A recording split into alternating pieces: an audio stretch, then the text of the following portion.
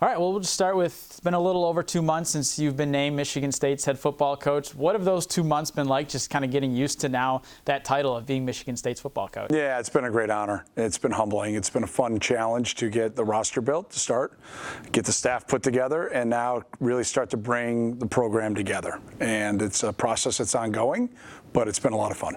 Has it been weird, too, getting used to the green and white as opposed to Northwestern purples? Yeah, no, not at all. It's been fun. It's been just, I think, a little bit of a whirlwind initially, but at the same time, just the way the people have opened their arms to myself and our staff has just been absolutely incredible, and just so thankful for that.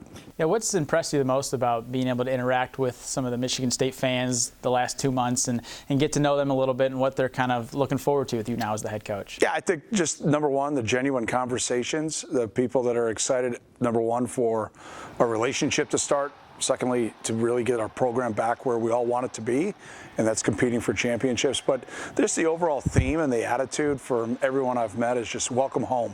And that just is such a great feeling for myself and my staff. And then when Stacy and my boys have been able to make it over, from either college or from back in Chicago, it's just been so welcoming, and we're just really thankful for that. Yeah, you really had to hit the ground running when you got hired. I mean, signing day was a few days after it was announced you're hiring. You put this class together and then a staff together. How did you not get overwhelmed by everything you had to do? Yeah, not my first year as a head coach, right? So you got to lean on your staff. We have a great personnel staff. Brian Gasser's now running that as our general manager, and just really trying to be highly organized, really have a plan, and then just attack each day. We'd meet as a staff at 6:30 in the morning. We'd go over the young men that were in the building, and then the guys that were coming in later, and we were just really trying to finalize one piece of the puzzle at a time. Ended up signing 30, brought in a class of 15 early enrollees, so 45 new, student athletes that joined the 54 that were here. So we're at 99 on the spring roster. So that gives us, quite a few guys to be able to go out and compete and improve here over the next phase once we get done with winter workouts. Get here at 6:30 in the morning. I'm assuming, are you a morning person? Yeah. No, we're a morning group. We'll be a morning practice routine. We're morning right now. It'll be a little extreme this spring. We've got some class conflicts, so we're going to move it up a little earlier than maybe we'd like to in the future, but that's what the guys are here for. They're here to get their degree, and we want to make sure we facilitate an environment where they can be successful academically first, and then we'll get to football after that. You talked about some of the guys that have stayed through the coaching change. Alessio Milivojevic obviously being one of them. I remember seeing him at your introductory press conference. He didn't come out, but he was talking to you right before you came out. What has that been like, getting to know him a little more, or did you know much of him being an Illinois kid? Yeah, I got to know Les a little bit back in high school. I was volunteering at my boys' high school. St. Francis had a great run with him at quarterback. We're a little bit different classification, so we never played each other at the time, but to see the run that he had was spectacular. Coach Smith and I are good friends going back some time, so I remember when Coach came over to Chicago with Brian Lindgren to start recruiting. And I remember Brian reaching out saying, hey, there's this kid, Alessio. I'm like, oh, yeah, no, I know who he is. He's a really good player. And, now to be able to build, obviously, a deeper relationship has been a lot of fun. You're really proud of the leadership role that he has just kind of jumped into the deep end. Didn't have to ask him, didn't have to direct him. To see that type of, I think, innate, ability has been fun to watch. And now I look forward to seeing it on the grass here when we start spring ball on March 17th. Yeah, how important is that for you to have players that have been here and done that and really help bring other guys along through a new coaching staff right now? It's critical. And I hope as we move forward over time, the locker room, it ends up being the leadership comes from the locker room out, not from the coaching staff in. That's always been the design that I've had. It takes a little bit of time educating the guys on what we want and then how we want it done. And we're in that right now. We'll go through that probably all the way through training camp, frankly. And then we'll hopefully be able to hit the ground running in the season fast. So, but the best teams I've ever played on, coached, head coach, whatever, if it's player run, it's going to be unbelievable. If it's ended up being coach run, coach led, we'll never achieve our goals. When you were at Northwestern, when you'd come to Michigan State, take on Mark Dantonio, what were some of the things that stood out that maybe you would like to bring back in a way or keep going here with what he had here at Michigan State? Well, it's a different time, right? Obviously with the rev share and all that goes along with it. And so I just want to get our toughness back to where it was. And that's what I said when I, first took over, is the toughness was born here. And we've got to get that back to being, when you pop on our tape, it jumps out on the video. It jumps out when you're in Spartan Stadium as a fan to see the fundamentals fundamentals, the mental toughness, the physical toughness, the togetherness, the enthusiasm, the passion. That's what jumped out. And then on top of that, there were great athletes, there were great players, they were well coordinated, and they just played really good team football. And when you came into Spartan Stadium, your nose was crooked by the time you walked out, and there was just a physicality and a toughness that we've just got to get back to being our backbone and DNA. Have you talked to Mark Dantonio much since you've been hired? Yeah, I probably talked to Coach every couple of weeks, give or take. I saw him just recently down in Naples, saw he and Becky at a great event that I was a part of down there. So Coach is a great friend. We were head coaches, kind of rookies together in the Big Ten the same year, and just really thankful for him, really thankful for the relationship that we have, and I look forward to that getting deeper and deeper as my time here in the leadership role. And as I told him, this is the house that, along with many others that they built, and I want him always to feel welcome and always feel like he can come in whenever he'd like. For you personally, did you always see yourself as a head coach, going back to when you were maybe 30 years old? Yeah, I grew up wanting to be a great player.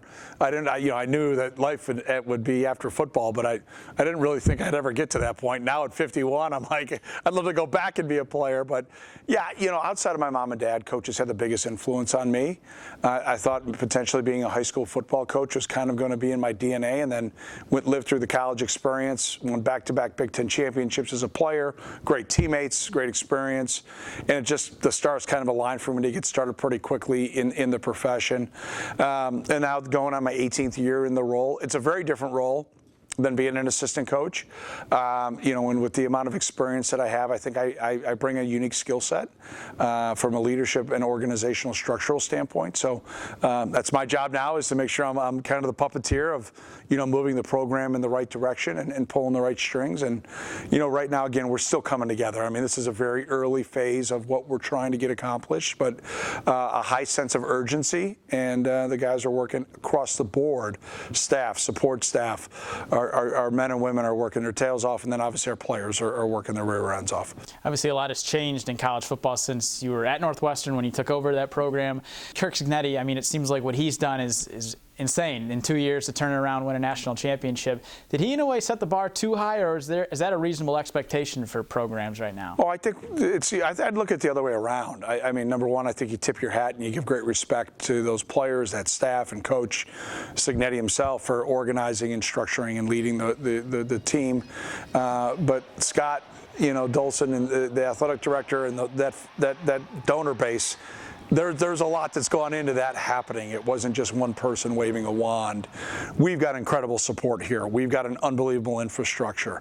I think as I look at Indiana, I don't say maybe what and exactly how they did it, but more importantly, if we put our process in the right order, we do the things that we believe in, then absolutely. If they could do it, why can't we?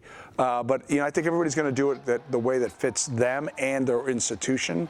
And I feel very strong about our plan. Now we've got to go out and act upon it, but I really like kind of our first phase here on where we're at, building the roster first and foremost. Yeah, the support from the athletic department president, Kevin Guskowitz. What stood out about that when the hiring process started for you? Yeah, when I sat down and spoke with President Guskowitz and Jay Batt, there was no doubt I could sense and feel alignment. And that to me was really what I was looking for, to get back into this role, to really put myself, frankly, into a position to be able to compete for championships right away.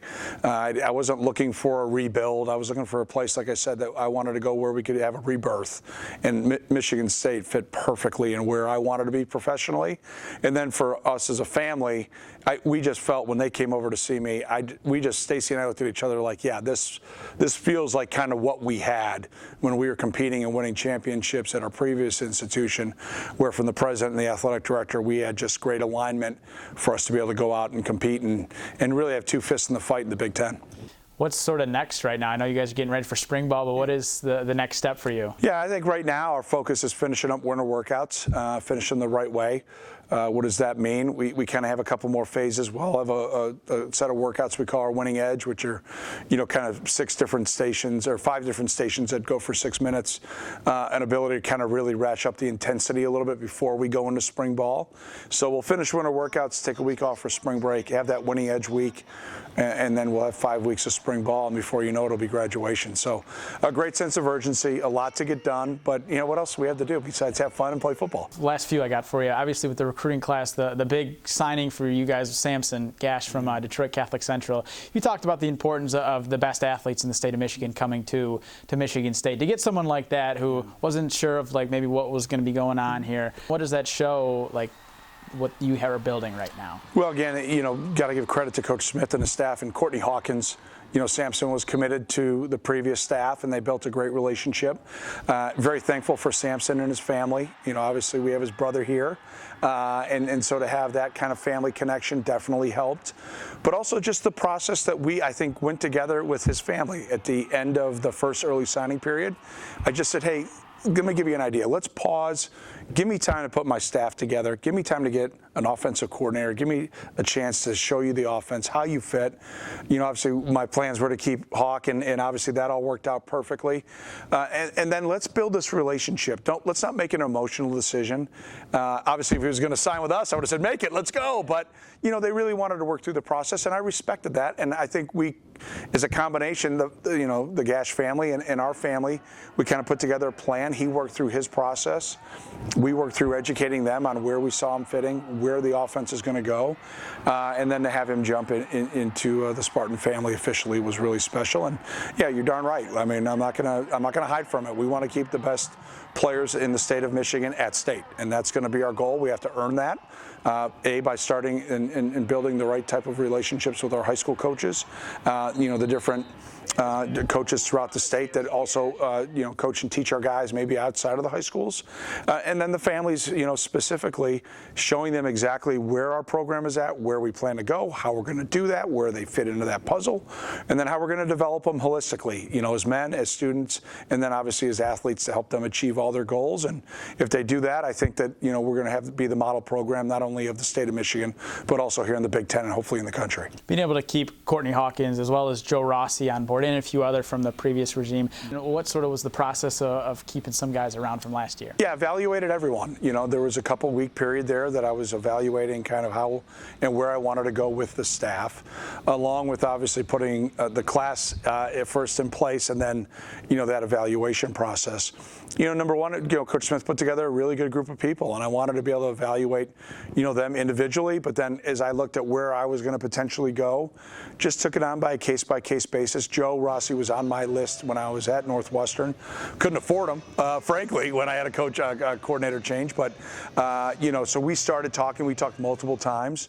James Adams was on my list. Brian Wozniak was on my list, and obviously, being a long-time Big Ten player and then a Big Ten coach and being in this conference for a long time, I obviously knew about the great player and great person and great coach Courtney Hawkins is. So those were kind of independent conversations with those guys, and then once we got Joe set, the defensive staff was able to get accomplished pretty quickly, and then once I was able to get Nick Sheridan set on offense, then we were able to kind of put the pieces together at every position on offense, and then really excited to bring LeVar Woods, you could argue the best special teams coordinator in college football, here to East Lansing. So a lot of moving parts, a lot of balls in the air, a lot of, I would say, hard sleeps. They weren't long, but they were hard sleeps. And then once we kind of got everything put in place, just hit the ground running. So it's been good.